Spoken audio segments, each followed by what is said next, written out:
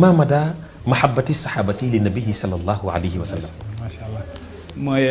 nan la saaba yi bëggee woon yonent yàlla Muhammad sallallahu alayhi wa sallam. xam nga mbëggeel lil mahabbati dawaa'in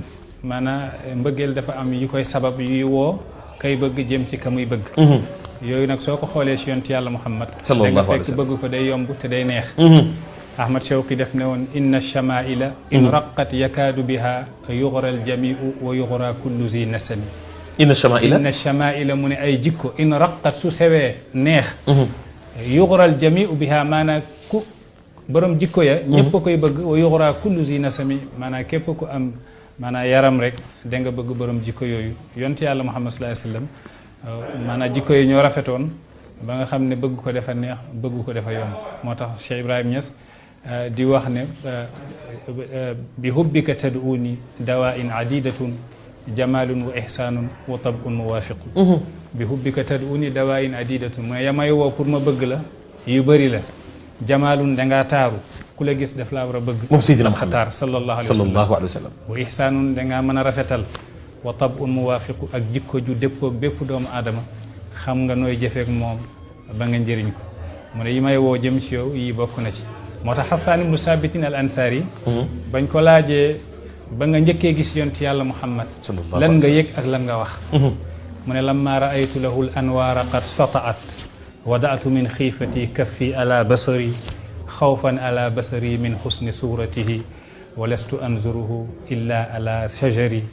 ruuxun min annuuri fi jismin min alqamari ka xilyatin nusijat min anjumin zuhari. Hassan ibnu Saabit al Ansaari woykatu yonent bi sallallahu alayhi wa sallam xam ne dund na juróom-benn fukki at ci jaahiliya dund juróom-benn fukki at ci lislaam. moom Hassan moom moo doon woykatu yonent bi nee na ba mu gisee yonent bi lam njëkk a yëg ak lam wax mu ne lammaa raaytu lahu l anwaara qad sataat bi ma gisee leer yi jolli ci kanamu yonent yàlla Muhammad wadaatu min xiifati kaffi ala basari ma jël sama loxo daal di teg ci sama bët ngir ragal leeru yonent bi balaa moo këf samay bët sànni ndax rafetaayam ak jekkaayam mu ne ruuxun yonent yàlla Muhammad ruuxun min an nuuri fi jismin min al qamari ruuxu guñ tëgg jëlee ko ci leerug yàlla ñu roof ko ci yaram wu mel ni weer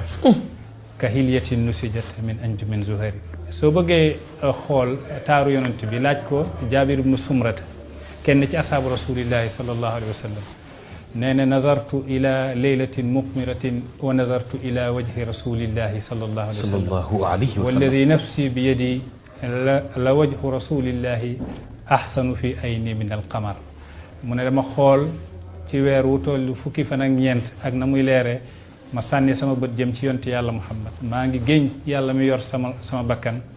mu ne kanamu yonent yàlla Muhammad moo gën a rafet ci sama bët min alqamari ci weer bi